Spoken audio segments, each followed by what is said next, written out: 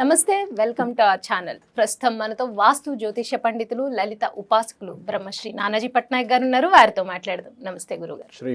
గురుగారు, రాముడు ప్రతి ఒక్క హిందువులకి ఆరాధ్య దేవుడు. అంటే రామాలయం లేని ఊరు ఉండదు. అంత గొప్పగా మనం రాముడిని ఆరాధిస్తాం. ఆరాధించడమే కాదు, ఆ గుణాల్లో ఒక్క మంచిది మనం అలవర్చుకున్నా మన జీవితం ఎంతో సాఫీగా, అసలు ఎటువంటి టెన్షన్స్ లేకుండా వెళ్ళిపోతుంది అని మన పెద్దవాళ్ళు ఎప్పుడు చెప్తూనే ఉంటారు.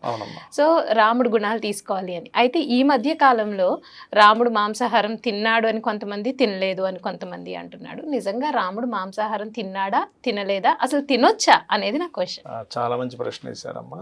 కాకపోతే అందరికీ ఈ సందేహం మిగిలిపోయింది. కొంతమంది తిన్నారంటున్నారు, అవునండి, కొంతమంది తినలేదు అంటున్నారు. కానీ నేను ఒక విషయం చెప్తాను. క్షాత్ర ధర్మము అని ఒకటి ఉంటుందమ్మా. క్షత్రియుడు మాంసం తినడంలో దోషము లేదు అని శాస్త్రాలు చెప్తున్నాయి. క్షత్రియుడు తినొచ్చు, క్షాత్ర ధర్మం అంటారు దాన్ని.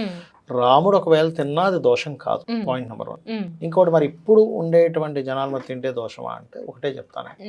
మీరు నాన్ వెజిటేరియనా వెజిటేరియనా అనే దానికంటే కూడా ఎవరు నాన్ వెజిటేరియన్స్గా పరిగణించాలి, నా దృష్టిలో ఎవరిని వెజిటేరియన్గా పరిగణించాలంటే, కేవలం మాంసం తిననంత మాత్రాన్ని వెజిటేరియన్ అవ్వడు. నువ్వు జనాల్ని పీకు తినకుండా ఉంటే నిజంగా 100% ట్రూ.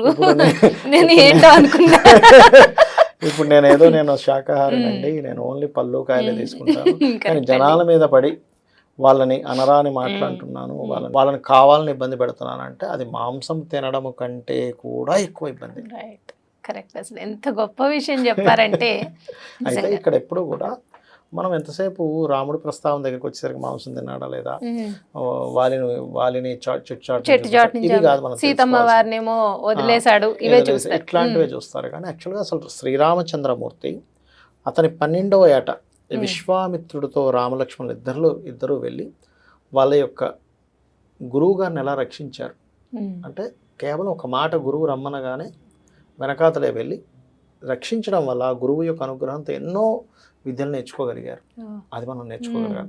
అలాగే వివాహము, ఇప్పుడు చూడండి, చాలామంది ఏమనుకుంటారంటే శ్రీరామచంద్రమూర్తి అక్కడికి వెళ్ళి తినందుకు సీతాదేవికి అయింది అనుకుంటారు. కాదు, అక్కడ శివధనస్సును ఎత్తిన తర్వాత సీతాదేవి యొక్క తండ్రి వచ్చి అన్నప్పుడు లేదు మా నాన్నగారు ఒకే అనుకుంటే చేసుకుంటా వివాహం, అంతేగాని నా పరాక్రమం చూపించాను కాబట్టి నేను వివాహం చేసుకుంటా అనలేదు ఎక్కడా కూడా.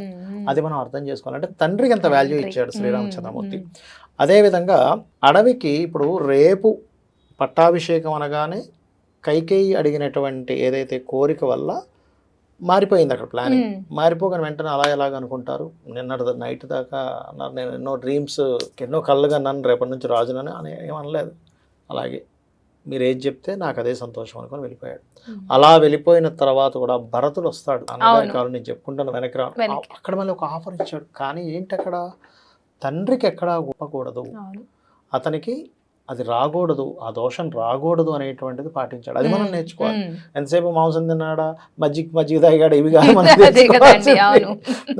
అదేవిధంగా ఇంకోటి ఏంటంటే, ఇక్కడ గమనించుకున్నట్లయితే అంటే 50 నిమిషాల వ్యవధిలో అడవికి వెళ్ళినప్పుడు, ఒక 50 నిమిషాల చిల్లర వ్యవధిలో కొన్ని వేల మంది రాక్షసులను సంహరిస్తాడండి.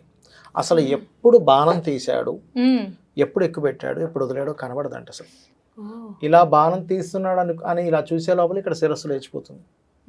అంత గొప్ప వారియర్ అంటే శ్రీరామచంద్రుడిని చూసి అంత గొప్ప వారియర్ కదా శ్రీరామచంద్రమూర్తి, ఇంత పెద్ద విలువిద్యా ప్రావీణ్యుడు కదా అని చెప్పి ఇన్స్పైర్ అవ్వాలి. అది నేను అంటున్నా, అది మనం తెలుసుకోవాల్సింది. అదేవిధంగా కామన్గా కూడా రాముడి గురించి చెప్పేటప్పుడు ఏమంటారంటే, రామో విగ్రహమాన్ ధర్మ అంటారు. అంటే ధర్మాన్ని మొత్తం పూతపూస్తే రామచంద్రమూర్తి. అది మనం అర్థం చేసుకోవాలి. అదేవిధంగా ఇంకోటి ఏంటంటే, ఇక్కడ రాముడికి యుద్ధంలో ఒకసారి ఏమవుతుందంటే, మేఘనాథుడు వేసినటువంటి కొన్ని బాణాలకి లక్ష్మణస్వామి మూర్ఛపోతాడు. మూర్ఛపోయినప్పుడు తమ్ముడితో ఉండేటువంటి రిలేషన్ గురించి చెప్తాడు, ఏడుస్తాడు రామచంద్రమూర్తి. ఏమనంటే, భార్య చనిపోతే ఇంకొక భార్యను వివాహం ఇంకొక అమ్మాయిని వివాహం చేసుకోవచ్చు, పుత్రులు పోతే మళ్ళీ వివాహం చేసుకుని కనొచ్చు. కానీ తమ్ముడు పోతే ఎవరిస్తారు, తమ్ముడిని ఎలా తెచ్చుకుంటాం మనం?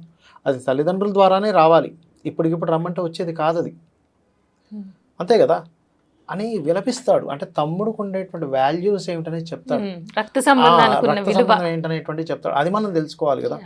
అంతేగాని అక్కడ అలా కాకుండా ఎంతసేపు మనం అలాగో ఇది చేశారు, అయ్యో మీరేంటో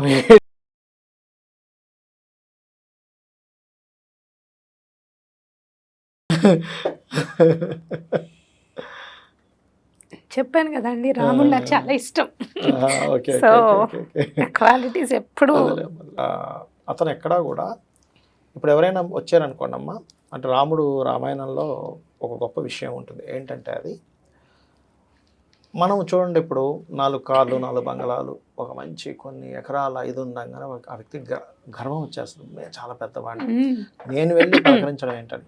రామచంద్రమూర్తట ఎవరైనా పొరపాటున ఆయన ముందు పలకరిస్తే, అయ్యో నేను చూసి ముందు పలకరించలేదే, నేను ముందు పలకరించాలి కదా, ఆయన పలకరించేదాన్ని అతను చూడలేదా, అయ్యో ఏంటి నేను చూసుకోలేదు రాగానే అని అనుకునేవాట. అంత పెద్ద చక్రవర్తి అయి ఉండి కూడా ఇవి కదా మనం నేర్చుకోవాలి. అవునండి. అంతేగాని ఎంతసేపు మాంసం తిన్నాడా లేదా, చెట్టు నుంచి ఎందుకు కొట్టాడు, మరి ఆయన అంత పెద్ద ఇది ఇచ్చాడు కూడా, నేను ఇక్ష్వాకు వంశం, ఈ భూమండలం మొత్తం మాదే, నువ్వు అధర్మంగా ప్రవర్తించావు, నువ్వు మనుష్యువి కావు, నువ్వు ఒక కోతి వానరాన్ని జంతువుని చాటు నుంచి కొట్టచ్చు, తప్పు కాదు. అది కాక నువ్వు అధర్మం పాటిస్తున్నావు కాబట్టి, అధర్మంగా నువ్వు తమ్ముడి యొక్క విషయంలో అతను చెప్తున్నావు వెనకుండా నువ్వు అధర్మం పాటిస్తున్నావు కాబట్టి, నువ్వు ఒక జంతువువి కాబట్టి నిన్ను చాటును కొట్టేటువంటి హక్కు నాకుంది కాబట్టి నేను కొట్టాను, అంత వివరణ ఇచ్చిన అసలు మళ్ళీ ఇప్పటికీ ఇంకా దాని గురించి మాట్లాడుకుంటారు. అవునండి, రైట్.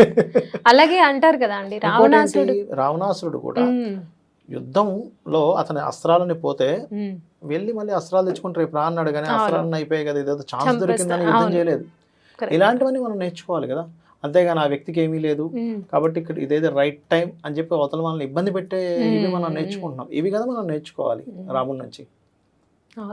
అలాగే చూడండి, సీతమ్మ వారిని తీసుకువెళ్ళిపోయినప్పుడు కూడా ఆ హనుమంతుడిని పంపిస్తాడు వారిదిగా, అంటే వదిలేసే సీతమ్మని అని ఫస్ట్ మాటల ద్వారానే తేల్చుకుందాం అనుకున్నాడు తప్పితే ఇంకా తప్పని పరిస్థితుల్లో యుద్ధం చేశాడు అనేది కూడా స్టోరీలో ఉంటుంది కదా. రంగంలోకి వెళ్ళాక కూడా అప్పటికీ అంటాడు రావణాసురుడితో, ఇప్పటికైనా సరే వచ్చి క్షమాపణ కనుక అడిగినట్లయితే, సీతాదేవిని అప్పచెప్పినట్లయితే రాజ్యం యుద్ధం చేయకుండానే వదిలేస్తాను, చంపకుండా వదిలేస్తాను అని చెప్పి చెప్తాను. అంత కరుణామూర్తి రామచంద్రమూర్తి. అది వదిలేసి ఇవన్నీ సుగుణాలు మనం ఎలా బ్రతకాలో నేర్పించడానికి ఆయన భూమి మీదకి వచ్చి చెప్తే, ఆయన మాంసం తిన్నాడా, అందులో బోన్లెస్ తిన్నాడా, బోన్స్ తో తిన్నాడా, మీరు అన్నది అది. ప్లస్ ఇంకొకటి ఏంటంటే, సీతమ్మ వారిని వదిలేశాడు, మంచి భర్త అయితే ఎలా